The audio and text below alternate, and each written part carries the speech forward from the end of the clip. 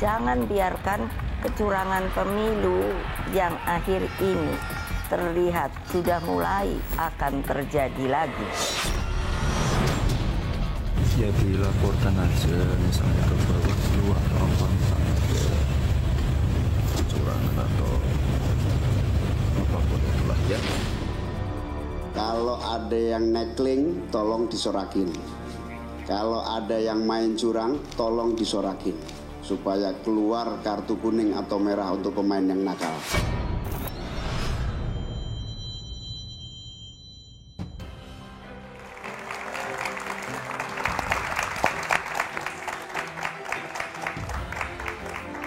Nomor urut peserta Pilpres telah diundi.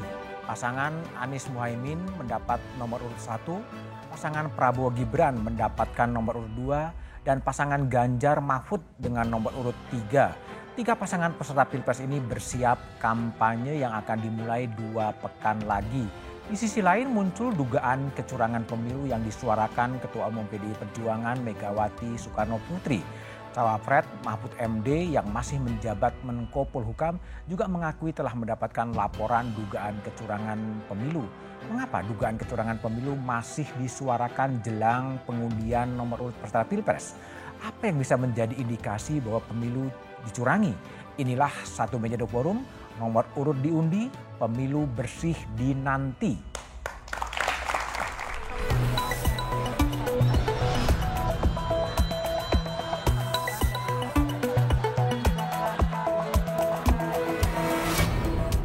Nomor urut peserta Pilpres telah diundi. Pesta demokrasi memilih pemimpin baru telah dimulai. Ke Mamuju jangan lupa pakai sepatu. Kalau ingin maju, pilihlah nomor 1. 12 Cempaka Biru. 34 dalam Jabangan. Kalau mendapat kawan baru, kawan lama dilupa jangan. Tapi beberapa hari ini kita sedang disuguhkan untuk menonton drakor yang sangat menarik. Drama-drama itulah yang sebenarnya tidak perlu terjadi. Harapan pemilu bersih memang dinanti. Terlebih muncul dugaan kecurangan telah terjadi jelang pesta demokrasi. Apa yang terjadi di Mahkamah Konstitusi akhir-akhir ini telah menyadarkan kita semua bahwa berbagai manipulasi hukum kembali terjadi. Itu semua akibat praktek kekuasaan yang telah mengabaikan kebenaran hakiki politik atas dasar nurani. Rakyat jangan diintimidasi seperti dulu lagi. Jangan biarkan kecurangan pemilu yang akhir ini terlihat sudah mulai akan terjadi lagi. Kegelisahan dugaan kecurangan pemilu yang disampaikan Megawati mendapat tafsir makna yang berbeda. Bahwa ada kekhawatiran, ya, pesan dari Bu Mega kemarin, saya kira itu bagus-bagus saja, ya, bagus sekali malah saya katakan bahwa mengingatkan kita semua. Dan setiap mau jelang pemilu pasti ada saja yang bicara seperti itu. Apa yang disampaikan oleh Bu Mega, ya, saya kira ini early warning buat kita. Sebagai sosok Presiden Republik Indonesia sebelumnya menyampaikan seperti itu, berarti ada sesuatu. Jadi makin memanas, makin meruncing, tetapi ketika itu disampaikan oleh Bu Mega, kita baca bahwa memang ini semacam penegasan bahwa Ibu Mega dengan Pak Jokowi punya rute yang berbeda menuju 2024. Usai nomor urut diundi, para peserta Pilpres bersiap menghadapi kampanye yang dimulai 2 pekan lagi. Selain visi dan misi, adu gagasan peserta Pilpres pasti dinanti. Pelaksanaan pemilu patut diawasi agar pemenang kontestasi menjadi pemimpin yang menang murni dan tidak ada pihak yang merasa dicurangi.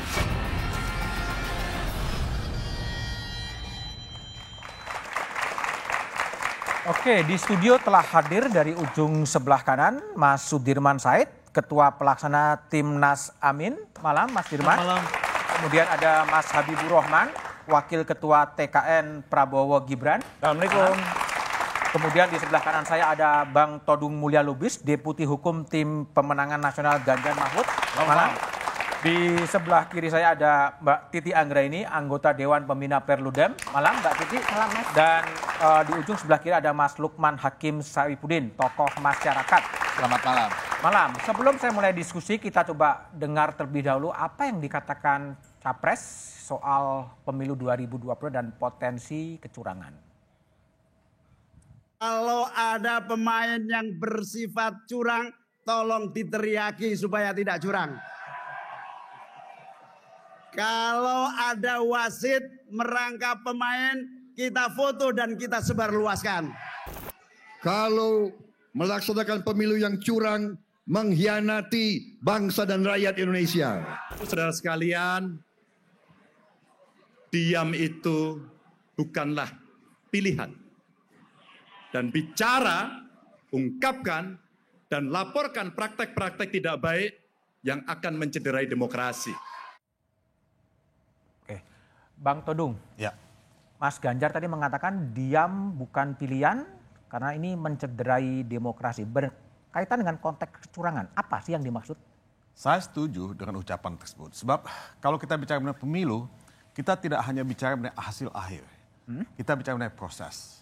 Nah, proses itu mesti punya integritas. Tidak boleh proses itu ditelikung ya, atau dikhianati. Nah, dalam konteks ini kita bicara mengenai beberapa tahapan. Pilpres ya, pemilihan, kemudian pemilihan itu sendiri D-Day, waktu pemilihan, dan pasca pemilihan. Nah, di sini banyak sekali potensi-potensi kecurangan yang terjadi. Nah, kita membaca di media, Mas Budiman ya, 2 wakil menteri membuat statement yang sebetulnya menurut saya sudah offside gitu. 2 wakil menteri buat statement? Ya, waktu itu kan ada berita di media. Wakil menteri desa ya, dan kemudian juga wakil menteri ATR. Oke. Ya. Nah, menurut saya tidak boleh menteri kampanye untuk partai ya, atau untuk calon-calon yang lain. Oke. Nah, menurut saya ini 2 hal yang sangat kasat mata sudah diberitakan di media. Nah, pada sisi lain kita juga melihat ada pencopotan baliho-baliho di beberapa tempat. Oke. Nah, buat saya ini kasat mata telanjang. Potensi kecurangan itu akan kita lihat di mana-mana karena laporan akan masuk terus. Kita sudah mendapat laporan cukup banyak. Nah, Presiden sudah memberikan gesture yang baik waktu mengundang Capres Ganjar, Capres Anies Baswedan, dan Capres Prabowo Subianto makan siang bersama dan mengatakan bahwa tidak boleh ada intervensi. Netralitas itu mesti dijaga. Nah, menurut tapi saya ada poin juga Bang Todung bahwa Mas Ganjar mengatakan ada intimidasi terhadap kepala daerah. Itu sebenarnya gimana ceritanya? ya ini juga cerita yang banyak kita baca dan kita dengar dari berbagai pihak ya. Kepala daerah ini kan artinya ada gubernur, ada bupati, ada wali kota. Dan tentu itu tidak akan pernah diakuin ya. Tapi cerita yang muncul. Tapi bentuknya gimana sih Bang? Ya mungkin penekanan ya. Penekanan? Mungkin penekanan, mungkin juga ada sedikit berbau ancaman ya. Tapi saya tidak ingin menyimpulkan ya. Tapi intimidasi itu dirasakan ya dalam berbagai bentuk ya. Dan inilah yang akan mencederai demokrasi itu. Mencederai demokrasi. Oke, baik. Bang Habib, ini ada kekhawatiran ASN, TNI, Polri juga akan bekerja all out dan netralitas dari presiden agak susah karena memang Mas Gibran menjadi calon wakil presidennya Prabowo Subianto. Dan orang khawatir, apakah berlebihan kekhawatiran publik itu? Ya, jadi di sisi kami pun menerima pengaduan ya soal indikasi pelanggaran yang merugikan kami. Yang paling banyak sekarang ini yang viral adalah soal fakta integritas. Sorong ya. Yang sampai saat ini bahkan tidak dibantah secara tegas, secara faktual ya. Pak Menko Polhukam sekaligus Pak Cawapres menyatakan bukan dibantah substansinya, dibantah bahwa itu tanggal sekian Pak Ganjar belum menjadi capres definitif. Walaupun kita tahu Pak Ganjar dideklarasikan April ya. Jadi jauh sebelum Agustus. Jadi masuk akal kalau toh memang itu dibuat, masuk akal juga karena sudah dideklarasikan. Lalu ada juga pencopotan baliho di dapil saya. Ya, di Bogor. Jakarta Timur. Jakarta Timur. Banyak sekali baliho Pak Prabowo dicopot ya. Nah, tapi apakah kita bisa mengeneralisir ya yang berbagai bentuk terjadinya pelanggaran sebagai kecurangan. Kalau kita ngomong pelanggaran, oke, mungkin saja berbeda dari ketentuan peraturan perundang-undangan. Tapi kalau kita bilang kecurangan itu tentu tendensius. Nah, kalau tendensius, kemana tendensius? Karena kekuasaan sekarang ini kan tersebar di semua ya. partai ya? Ke semua bagian ya. Ya, oke, semuanya ada. Ada kementerian, ada kepala daerah, ada pejabat kepala daerah, ada pers.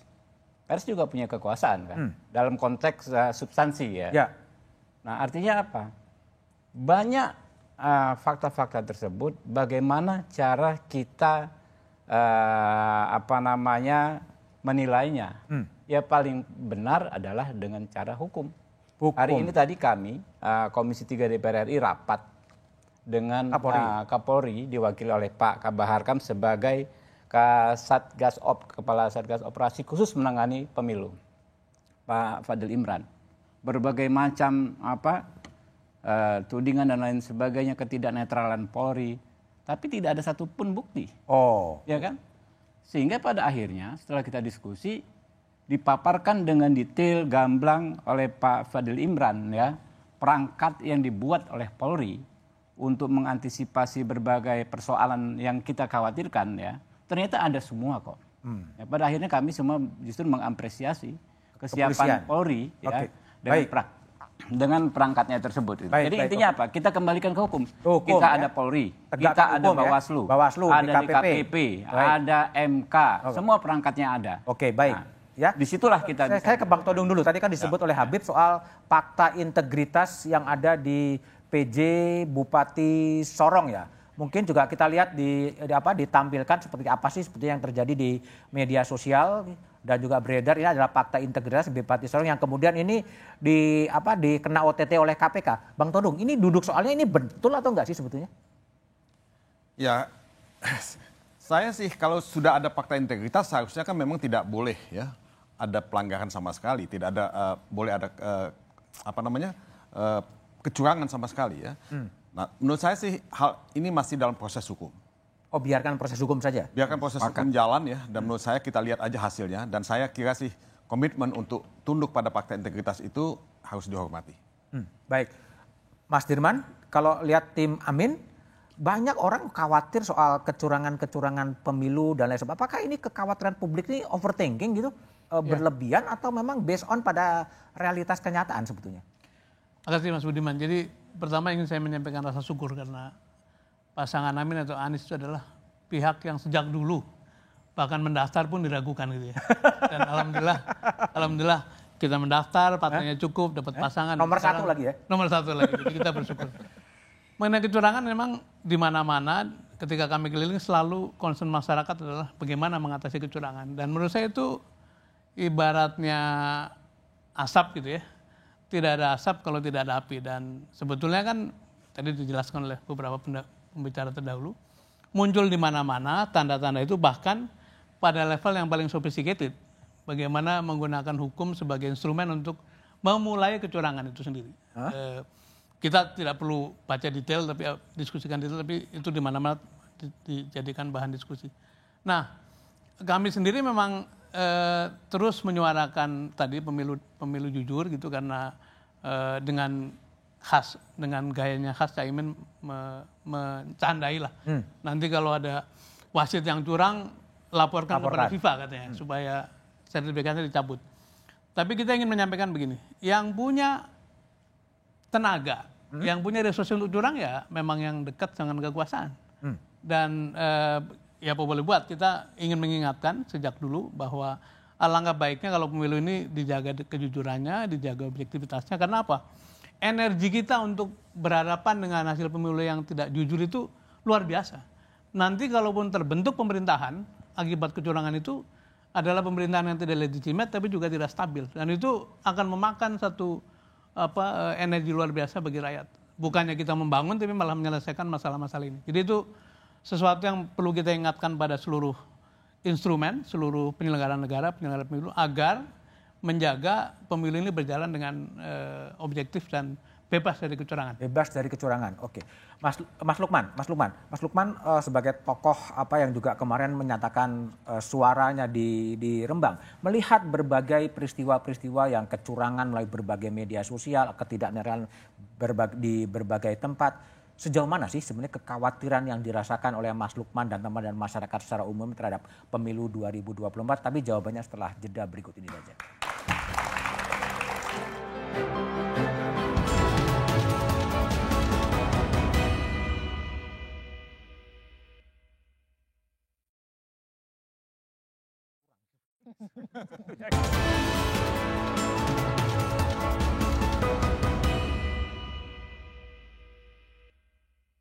Soal sekiranya ada indikasi dugaan pelanggaran, saya kira secara mekanisme dan kelembagaan sudah diatur di Undang-Undang Pemilu, disiapkan lembaga Bawaslu apabila kemudian ada pihak-pihak yang menengari ada dugaan, indikasi dugaan pelanggaran pemilu. Laporannya dan segala macam mekanismenya diatur dan juga yang menangani adalah teman-teman di Bawaslu. Mas Lukman, dari rentetan peristiwa yang ada, seberapa mengkhawatirkan sebetulnya dugaan atau spekulasi bahwa ada kecurangan? Ya, sekarang ini keresahan, kegalauan, bahkan kekhawatiran, bahkan lebih jauh lagi ketakutan itu sudah disuarakan banyak kalangan. Tidak hanya rohaniawan, agamawan, tapi juga budayawan, akademisi, bahkan forum Pemret kemarin juga menyatakan hal yang sama. Mahasiswa, dan sekarang terkonfirmasi para kandidat, para capres-cawapres juga menyatakan hal yang sama. Kekhawatiran, ketakutan akan kecurangan. Jadi ini memang sudah meluas kekhawatiran, ketakutan ini. Mengapa? Karena memang 2024 ini Pilpres dan pemilu legislatifnya memang khas. Karena memang khususnya yang terkait dengan Pilpres itu Bapak Presiden sebagai kepala pemerintahan yang juga sekaligus kepala negara yang membawahi semua lembaga negara itu terlibat dalam kandidasi ini. Begitu. Dengan putranya? Putranya tentu. Jadi ini yang lalu kemudian publik merasa netralitas itu menjadi sesuatu yang didambakan oleh semua kalangan. Karena ini untuk mengawal proses demokratisasi kita yang sejak reformasi kemarin 25 tahun yang lalu ini terus kita upayakan untuk kita jaga, kita pelihara, kita rawat bersama.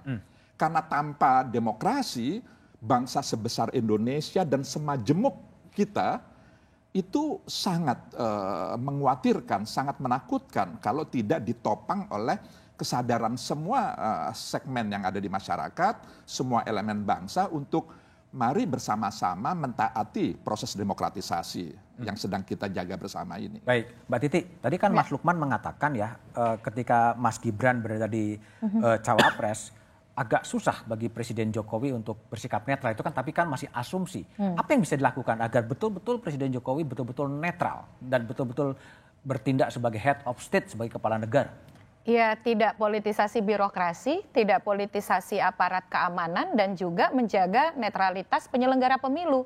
Karena pilar yang paling penting itu kan organ-organ dalam proses pemilu, penyelenggara pemilunya harus netral, birokrasinya profesional dan tidak berpihak, aparat keamanannya juga tidak cawe-cawe politik, termasuk juga pejabat negara. Karena di dalam Undang-Undang Pemilu kita sangat ditegaskan, pejabat negara itu tidak boleh membuat kebijakan yang menguntungkan atau merugikan. Itu dasein ya? Ya. Dalam praksis, mungkin nggak? Ya tidak mungkin. Misalnya tidak saja mungkin. 2019 kita ambil contoh. Ada 3.924 laporan pelanggaran pemilu yang masuk. Itu 2019 ya. Dan apalagi sekarang nih, kita mungkin bisa agak mundur ke belakang sedikit Mas Budiman. Di awal kita memulai tahapan pemilu, isu apa sih yang muncul? Dugaan manipulasi kecurangan verifikasi partai kan? Dan itu kita bahas, bahkan di forum ini kita bahas. Ketua KPU sudah disangsi oleh DKPP. Dan yang berikutnya adalah misalnya beberapa rentetan kontroversi putusan Mahkamah Konstitusi. Dan sekarang misalnya yang menurut saya ini jadi blessing in disguise ya. Peserta pemilu itu memang harus saling mengawasi. Yang jadi susah itu kalau peserta pemilunya saling mentoleransi kecurangan. Oh, jadi menormalisasi kecurangan. Betul. Jadi kecurangan dianggap biasa gitu. Nah, betul. Jadi yang satu yang saya jadikan evaluasi ketika pidato para pasangan calon, ya memang kontestan itu mereka yang paling depan saling mengawasi satu sama lain. Ada instrumen hukum yang bisa digunakan. Nah, tantangannya adalah apakah instrumen hukum itu akan bekerja sesuai dengan harapan kehadirannya begitu, terbuka, transparan, akuntabel, proporsional. Yang kita khawatirkan adalah misalnya selalu ada cara untuk mentoleransi ketika ada laporan pelanggaran untuk tidak memproses sesuai dengan koridor. Selalu ada misalnya celah-celah unsurnya kurang dan lain sebagainya. Ketika ketidakpuasan itu muncul, maka yang akan terjadi adalah ekses atau ikutan bahaya, keterbelahan di masyarakat akan menguat, ketidakpercayaan pada pemilu akan terus bergulir, dan pada akhirnya itu akan terus berdampak pasca pemilu. Oke, baik. Kita coba lihat tadi kan Mbak Titi menyebutkan juga para menteri birokrat yang kemudian menjadi tim kampanye. Kita coba lihat ya video dari Menteri Investasi Bahlil Lahadalia dalam acara di Repnas yang kelihatan juga cenderung mengendorse atau seperti apa. Kita coba lihat dulu. Pak Karno, Bung Karno presiden pertama kita. Menjadi presiden, menterinya banyak juga di bawah 40 tahun. Bahkan Perdana Menteri Indonesia Bung Sahril itu usianya 36 tahun. Terus kenapa orang mempersoalkan kalau anak muda yang memimpin bangsa ini? Mendirikan bangsa aja anak muda bisa. Apalagi mengisi cita-cita kemerdekaan itu. Pak Bahlil selain Menteri Investasi juga Ketua Dewan Pembina dari Repnas ya. Tapi apakah bisa dilepaskan posisi Menteri dan Repnas? Bang Habib, itu gimana penjelasan Anda lihat video ya, pertama saya menanggapi soal relasi ayah anak ini ya. Betulnya kan hal yang sangat mudah bagi kita mencernanya. Karena konstitusi kita mengizinkan bahkan seorang presiden incumbent maju sebagai presiden, calon presiden di periode keduanya. Ya, apakah dengan serta-merta itu membuktikan dia langsung melakukan kecurangan? Ya enggak juga, ya kan. Lalu kita tanya pendapat teman-teman, apa yang terjadi 2019? Apakah terjadi kecurangan? Saya pada saat itu di posisi oposisi, ya kan. Berbagai laporan kita sampaikan, ya. Seperti kata Mbak Titi, ada ribuan mungkin laporan, 3.000-an sekian kita sampaikan. Tapi kan kita tetap ada kembali kepada komitmen kita sebagai negara hukum. Ketika semua proses hukum sudah dilaksanakan, Bawaslu, kemudian Sentra Gakumdu lanjutannya, ya kan, kemudian ke MK, ke DKPP bahkan, ya. Nah, ketika semua persoalan sudah disampaikan ke sana secara formal, diperiksa secara formal, lalu diputus secara formal dan substansi, ya kita mau nggak mau harus terima konsekuensi. Tapi kalau kembali kepada video Menteri Bahlil tadi gimana? Konsekuensi pengakuan kita sebagai negara hukum. Jadi banyak kekurangan di Bawaslu, betul kata Mbak Titi, sekian ribu laporan, banyak kekurangan. Tapi bukan berarti lantas kita mau ngapain gitu kan ya? Bukan berarti kita ya sudah kita cari jalan lain selain jalan hukum, kan nggak begitu juga. Mari sama-sama kita perbaiki. Nah, tadi terkait Menteri Bahlil itu gampang mencernanya kok. Ada aturannya kok. Menteri boleh bagian dari tim pemenangan, bahkan jadi calon juga boleh. Lalu dia beraktivitas bisa di searching dengan gamblang di hari apa, ya kan ya, di jam berapa. Nah, kalau toh memang ditemukan pelanggaran, kan ada ininya, ada jalannya untuk menyelesaikan. Laporkan. Gitu kan ya, ke Bawaslu, silakan, karena ada sanksinya, ya. Kalau di luar dengan kapasitasnya sebagai pejabat negara, di 283 Undang-Undang Pemilu, melakukan kebijakan yang menguntungkan atau merugikan salah satu peserta pemilu, bisa dihukum. Begitu juga yang sekarang kami analisa tentang Kepala BNPTKI, apa namanya yang baru sekarang, Pak Beni, menghadirkan Pak Ganjar di acara tersebut, ya kan, yang dibiayai oleh negara. Ini kami juga sedang analisa. Nggak ada masalah, ya kan.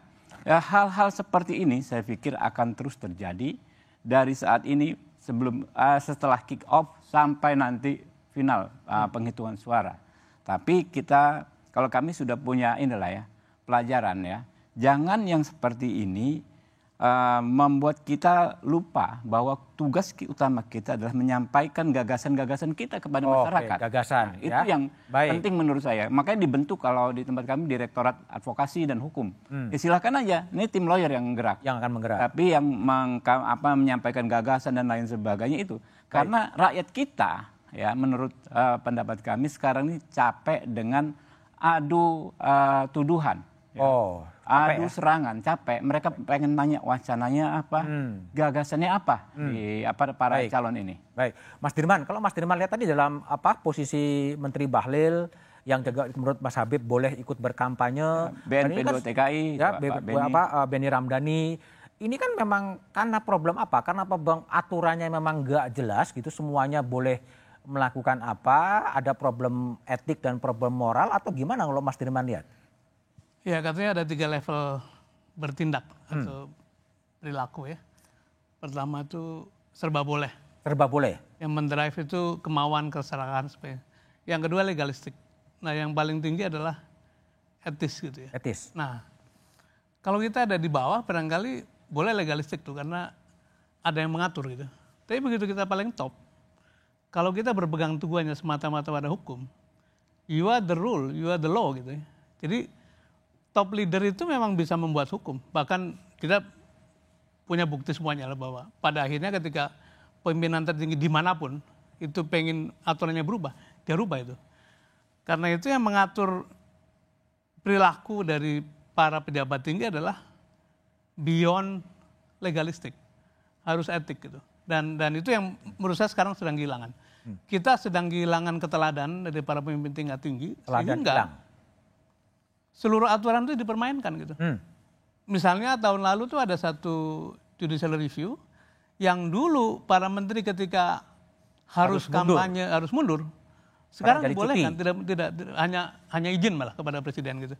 Jadi ini membuat mix up ya, bahwa antara peran dia sebagai pejabat negara, sebagai jurukam atau sebagai tim kampanye itu bercampur-campur. Dan memang jadi sulit dibedakan karena tadi Pak Habibur Rahman mengatakan seorang menteri bergerak kemana-mana pasti diongkosi oleh negara. Nah, apakah negara itu memang punya kepatutan ketika harus membiayai satu kontestan kampanye? Ini yang barangkali perlu menjadi renungan kita bersama bahwa kalau kita masuk pada ketinggian posisi, maka tidak cukup berpikir legalistik.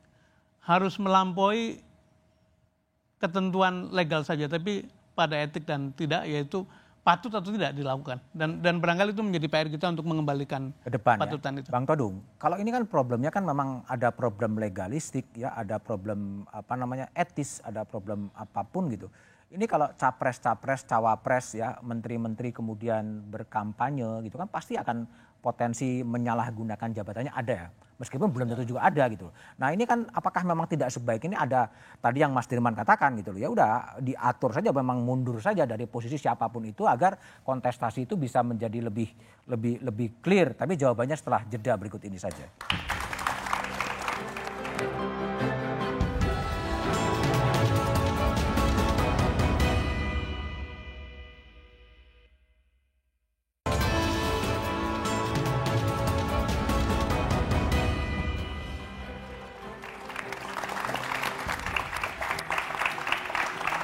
Masih bersama saya Budiman Tanrojo di Satu Meja The Forum. Bang Todung Mulya Lubis, ini kan ada Pak Mahfud sebagai Menko Polhukam, sebagai juga calon wakil presiden.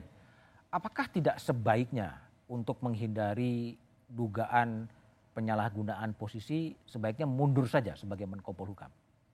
Ya, Mahfud sudah mengajukan permohonan cuti pada waktu itu. Ya, pertanyaan saya bukan cuti, mundur. Ya saya sih setuju untuk mundur, tapi yang diajukan oleh Mahfud itu kan cuti. Oke. Ya.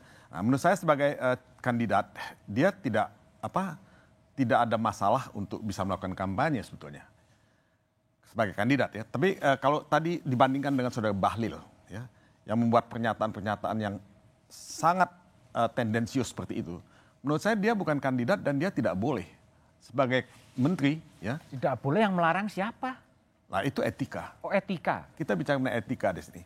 Kalau pejabat negara tingkat menteri, dia kan bukan menteri satu partai politik. Bukan menteri satu golongan. Dia menteri untuk semuanya. Menurut saya etika politik berlaku di sini. Dia tidak boleh tendensius seperti itu. Ya. Jadi menurut saya kita ya sebagai bangsa yang sudah memulai demokrasi tahun 1998, saya ingat pemilu tahun 1999. Kita sudah menyuarakan ini soal etika. Ya, elektoral ini. Tapi kan etika ini yang seharusnya lebih kuat, lebih dipatuhi, ini semakin lama semakin tidak dipatuhi. makin banyak keluhan-keluhan, makin banyak pengaduan-pengaduan mengenai pelanggaran etika. Baik, Bung Bahlil, kalau tadi pertanyaan yang sama terhadap Bang Todung terhadap Pak Mahfud, apakah juga kemudian Pak Prabowo dan Mas Gibran sebagai wali kota Solo tidak sebaiknya mundur saja dari posisinya daripada ada dugaan memanfaatkan jabatan untuk kepentingan kampanye? Ya, menurut kami kalau ada indikasi penggunaan masa jabatan untuk kepentingan elektoral ya tinggal dibuktikan saja. Itu ada perangkatnya. Ya. Sementara hukum kita ya, yang terbit juga dengan mempertimbangkan faktor-faktor etika itu memungkinkan seorang menteri maju sebagai kontestasi. Nah soal ini, soal etis nggak etis misalnya. Saya ingin membandingkan juga dengan pernyataan terbaru Pak Mahfud terkait tadi fakta integritas. Apakah sebagai Menko Polhukam ataukah sebagai cawapres orang yang disebut dalam akta tersebut? Pak Mahfud mengeluarkan pernyataan yang menurut saya kurang pas. Ini tidak ada masalah karena ini minta tolong dikoreksi ya kalau saya salah ya. Ini nggak ada yang salah karena Pak Ganjar itu di bulan Agustus belum menjadi capres definitif. Padahal substansinya itu kan bagaimana mendukung ke Pak Ganjar. Seolah-olah ingin mengabaikan apa yang menjadi perbincangan di masyarakat. Saya tidak menganggap ini persoalan etika. Gak ada masalah gitu loh. Tapi kalau orang mempertanyakan ya kan, ya boleh juga dengan membandingkan misalnya dengan kasusnya Pak Bahlil. Tapi kita kembali, ya orang kadang-kadang mempertentangkan antara hukum dengan etika. Kalau saya tidak se-ekstrim itu. Baik. Ya, karena hukum juga terbit dengan mempertimbangkan faktor-faktor etika. Mas Lukman, mungkin Anda bisa mengambil jarak ya. Kalau kita lihat tadi kan Pak Mahfud tidak mundur, ya. Kemudian Pak Prabowo juga kemudian tidak mundur, Mas Gibran juga tidak mundur. Tapi ada juga yang menarik, orang-orang wakil Menteri BUMN, ya, Mas Rosan memilih untuk mundur daripada tidak terjadi konflik kepentingan. Mas Arsyad mundur juga sebagai ketua umum kadin atau non-aktif sebetulnya. Ini Anda lihatnya gimana? Apakah tidak sebaiknya kemudian agar tidak terjadi dugaan penyalahgunaan kekuasaan atau netralitas, sebaiknya memang mundur saja? Ya, saya akan menjawab itu, tapi sebelumnya saya ingin menyampaikan apa yang menjadi refleksi banyak kalangan, khususnya agamawan, budayawan, para akademisi dan banyak yang lain, sampai kepada satu kesimpulan sebenarnya kita mengalami krisis nilai. Krisis nilai? Krisis nilai. Jadi pendekatan legalistik yang selama ini digunakan itu juga problematik sebenarnya. Karena hukum lalu digunakan sebagai basis legalitas atas praktek-praktek yang sebenarnya tidak terpuji gitu. Ya kasus MK sangat telanjang sekali, sangat terbuka kan begitu. Dan banyak kasus yang lain. Misalnya di syarat caleg 30% perempuan begitu, itu kan undang-undang. Tapi lalu kemudian direkayasa bahwa muncul peraturan boleh tidak 30% caleg perempuan. Jadi banyaklah contoh-contoh. Jadi hukum digunakan sebagai landasan legalitas atas tindakan yang sebenarnya tidak baik. Nah oleh karenanya, ya nilai itu yang sekarang mengalami krisis. Jadi setiap kita khususnya penyelenggara negara memang dituntut untuk tidak hanya berbasis hukum, memang demokrasi itu diimbangi dengan nomokrasi, tapi tidak cukup hukum itu. Harus juga dibarengi dengan nilai. Jadi rasa, jadi rasa. Jadi azas kepatutan, kepantasan itu penting sekali bagi penyelenggara negara. Itu nggak utopi? Bagaimana? Dalam sesuatu sekarang apa tidak utopi? Enggak, menurut saya buktinya masih ada tadi contoh-contoh, ada pejabat yang mundur. Tadi sejumlah komisaris, sejumlah pejabat penyelenggara negara, Gubernur Lemhanas gitu, itu juga mengundurkan diri. Itu baik sekali gitu. Itu masyarakat lalu kemudian bisa menilai memang terkait dengan kepatutan kepantasan itu menjadi problematik ketika sebuah penyelenggara negara, seseorang penyelenggara negara maksud saya, apalagi menteri yang dia harus melayani semua warga negara, lalu kemudian tersegmentasi karena proses politik, dia harus hanya mengurusi satu kelompok golongan tertentu saja gitu. Jadi memang itu kepekaan menurut saya. Ya, baik Mbak Titi. Ya. Ini kalau tadi posisi capres-capres yang menteri tidak mau mundur ya, terus gimana mencegah kemudian tidak terjadinya penyalahgunaan posisi dia sebagai menteri dan cuti hanya pada masa kampanye dan lain sebagainya? Iya, ini berat ya, karena kalau pembelajaran dari pemilu sejak 2004 itu sudah jadi isu. Makanya kemudian sebelum ada putusan MK, menteri yang ingin maju sebagai calon di Pilpres itu harus mundurkan diri. Tapi kan diubah. Oleh MK ya? Oleh MK, putusan 68 2022. Dan ketentuan cuti itu diberlakukan menteri yang cuti kampanye itu hanya boleh 1 hari selama 1 minggu, Sabtu Minggu dia boleh tidak ambil cuti. Yang kami temui sejak pemantauan beberapa pemilu lalu, pemanfaatan itu dilakukan dengan menyiasati. Misalnya, datang dinas hari Jumat, lalu melakukan aktivitas Sabtu Minggu, pulang Senin. Tapi kan itu dibiayai negara dalam proses aktivitas itu. Dan saya kira dalam situasi hari ini, sulit untuk mengatakan bahwa tidak akan ada penyimpangan. Karena sebelum saja itu sudah terjadi begitu. Dan jadi, MK lagi ya? Ya betul.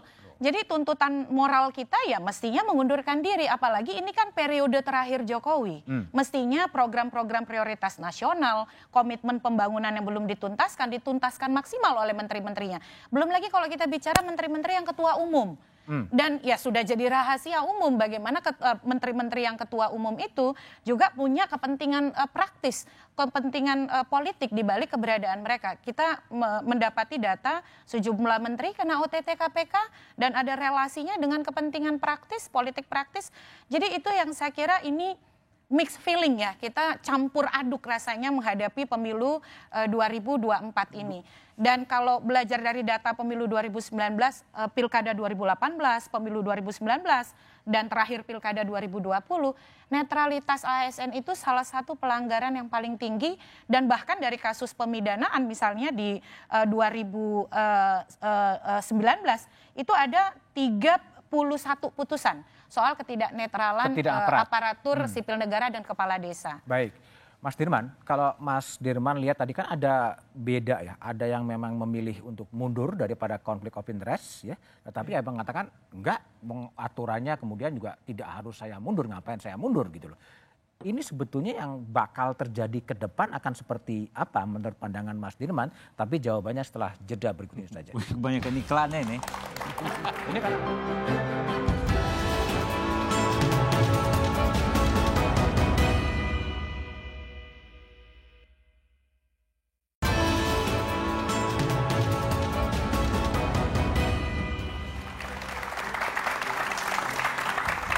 bersama saya Budiman Tanrujo di satu meja dapur Mas Sudirman Said. Mas, ada yang memilih mundur, ada yang memilih bertahan karena legal tidak mengatur. Gimana ini? Apa konflik antara seperti ini harus diselesaikan menurut Anda? Ya, saya pernah berhitung kira-kira ada 24 menteri yang akan terganggu pekerjaannya karena apakah dia jadi capres, apakah dia cawapres, apakah jadi curkam. Atau menjadi kampanye untuk diri sendiri karena mereka DPR. Jadi memang bisa dibayangkan dalam tahun ini menuju ke Oktober 2024 pasti tidak efektif dan itu sudah terjadi pada 5 tahunan. Cuman sekarang ini paling masif ya. Kemudian yang kedua juga sebenarnya yang saya cemas adalah keteladanan. Karena di antara tugas pemimpin itu bukan hanya mendeliver pekerjaan, tapi juga menjadi teladan bagi seluruh bangsa gitu. Nah kalau para top leader itu terus-menerus menunjukkan nerabas kepatutan, itu menurut saya kita bisa tadi saya kira Lukman kehilangan. Nah saya mau menjawab apakah itu utopis? Tidak. Saya ini sekjen PMI, tidak ada kewajiban mundur sampai saya resmi ditetapkan sebagai tim kampanye. Dan saya juga komut dari Transjakarta. Saya mundur dua-duanya jauh hari. Mundur dua-duanya. Dan baik-baik saja. Okay. Jadi sebetulnya kalau mau dilakukan banyak cara dan itu akan menjadi satu sekarang lega mau lebih enak ya menyimpan usia merdeka. Bung Habib, jadi gimana komitmen dari Pak Prabowo Gibran untuk betul-betul netral dan tidak menggunakan posisinya? Ya kalau netral tentu ya tidak menggunakan posisinya. Pak Prabowo itu nggak ada sejarah kecurangan. Mulai 2009 2012 ketika mencalonkan Pak Jokowi, 2014, 2019 yang ada disebut orang dicurangi. Ya, itu satu komitmen moral. Tapi kalau soal kepantasan itu kan akan menjadi sangat subjektif. Mohon maaf, Mbak Ida Fauziah menteri bukan Pak ya? Menteri. Ida Fauziah, sorry ya, menteri. Ya kan dari PKB yang mendukung Amin. Standar etika, standar kepantasan Mbak Ida Fauziah dengan yang dipegang oleh senior saya Pak Sudirman Said, apakah sama gitu kan? Belum tentu. Saya di sini juga ingin bisa memahami, mungkin yang dipahami oleh Mbak Ida Fauziah bahwa memang dia diberikan amanah, ya, kepercayaan, dia harus menjalankan tugasnya. Tetapi kan yang paling menggelitik pertanyaan saya, konstitusi kita kan kembali lagi mengatur presiden boleh maju kok. Orang yang paling powerful, paling pegang kekuasaan, ya, boleh maju kembali sebagai presiden incumbent kok, gitu loh. Nah, inilah salah satu yang menjadi pertimbangan kalau saya sempat baca, ya, putusan Mahkamah Konstitusi yang membolehkan menteri maju. Banyak. Jadi boleh. Putusan itu jangan dianggap sebagai sesuatu yang hasil secara pragmatis. Baik. Seburuk apapun putusan Mahkamah Konstitusi harus ada pertimbangannya, bukan pertimbangan, ada pertimbangannya. Ya. Perkara kita setuju atau tidak lah, itu yang ada. Baik, Bang Todung. Jadi gimana? Jadi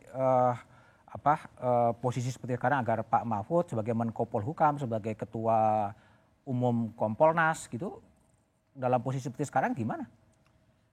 Yang pasti kan sebagai Menko Polhukam dia sudah mengajukan permohonan cuti. Iya, cukup cuti menurut Anda? Ya tentu tidak cukup. Kalau saya pribadi ya, saya ingin melihat ya apa yang dilakukan oleh Bung Sudirman Said itu sebagai satu teladan. Tapi kan rule-nya masih memungkinkan itu. Nah, karena aturannya masih memungkinkan itu, dia masih bisa melakukan ya menjadi cawapres dan melakukan kampanye ya untuk kepentingan dia dan kepentingan partainya, untuk kepentingan rakyat Indonesia. Nah, persoalannya adalah pengawasan. Pengawasan ini kata kunci gitu. Bawaslu ya, KPU dan semua lembaga-lembaga penyelenggara pemilu itu betul-betul mesti efektif. Nah, kita tidak punya pemantau yang sangat masif seperti tahun 1999 ketika kita punya Anvel. Waktu saya memimpin Anvel dulu kita punya 100.000 lebih pemantau. Nah, kita juga tidak bisa mengharapkan pemantau dari luar negeri untuk datang sekarang ini. Itu agak sulit mendapatkan itu. Jadi ini kata kuncinya dan menurut saya ya pengawasan ini kalau tidak efektif akan banyak kecurangan. Baik. Mbak Titi, ini nasib rakyat gimana? Kalau tadi Mas Dirman mengatakan bahwa 24 menteri akan terpecah konsentrasinya, mikir kampanye presiden, mikir dirinya sendiri, terus kita harus ngapain ya? Ya, bedanya di antara 3 pasangan calon ini walaupun mereka mengawal dan ingin memastikan tidak ada kecurangan, tapi kan tetap saja ada kepentingan elektoral di situ. Nah, oleh karena itu harus ada pihak yang di tengah. Makanya saya selalu bilang dan kami mengkonsolidasi diri di antara masyarakat sipil, kita pun harus melakukan aktivisme yang sama. Jadi aktivisme hukum untuk mengawal proses, membangun sel-sel untuk saling memproteksi, untuk berani juga ikut melaporkan. Dan yang kedua adalah membangun gerakan sosial tadi. Bagaimana untuk terus bersuara di tengah misalnya kemampuan teknologi, media sosial dan lain sebagainya. Dan yang terpenting Mas Budiman adalah media. Media harus jadi bagian dari gerakan rakyat ini. Dan saya kira soal misalnya keterlibatan dunia internasional, jejaring internasional teman-teman pemantau pun selalu melihat Indonesia ini sebagai masa depan demokrasi. Masa depan demokrasi. Jadi pertaruhannya terlalu mahal kalau kemudian kita gadaikan di 2024. Baik, Mas Lukman, kalau boleh saya simpulkan, setuju nggak? Rakyat bakal orakopen. Karena semua menterinya sibuk kampanye pilpres dan orakopen itu maksudnya nggak terurus. Nggak terurus. Iya. Gimana? Iya bisa jadi dan itu yang menakutkan kita semua. Oleh karenanya 2 menurut saya yang bisa dilakukan. Para penyelenggara negara itu sendiri, mereka-mereka yang mendapatkan mandat amanah untuk menyelenggarakan negara ini dengan baik, itu yang terlebih dahulu harus memulai dari diri sendiri. Tadi ini kan pemilu bersih gitu ya. Tadi sebenarnya bisa ada orang-orang seperti Pak Sudirman Said, ada banyak yang bisa memberikan teladan gitu. Nah, itu yang harus ditularkan. Jadi mereka harus memulai dari diri mereka sendiri. Yang kedua ya masyarakat ya harus dibangunkan untuk selalu memantau proses pemilu ini betul-betul bersih gitu. Karena yang akan mendapatkan getah nasib buruk dari semua silang sengkarut pemilu kita ini ya rakyat itu sendiri. Maka kita punya tanggung jawab bersama untuk memantau ini dengan semaksimal mungkin dengan bantuan media. Oke, baik Mas Lukman, Mbak Titi, Bang Todung, Mas Habib dan Mas Dirmas terima kasih telah bergabung di satu meja The Forum. Awal kontestasi pemilu presiden 2024 diawali drama di Mahkamah Konstitusi. Pernyataan elit pemerintah dan harapan capres soal netralitas atau ketidakberpihakan aparat terhadap kontestan pemilu ditanggapi skeptis. Butuh komitmen tinggi agar netralitas benar-benar terjadi di lapangan. Kontestasi pemilu selayaknya mengedepankan moralitas dan etika dan bukan hanya semata pertarungan elektoral agar pemilu punya kredibilitas dan nama baik bangsa dipertaruhkan. Tetap saksikan Kompas TV untuk mengupdate informasi seputar pemilu hanya di Kompas TV, independen terpercaya. Sampai jumpa pekan depan, selamat malam dan terima kasih.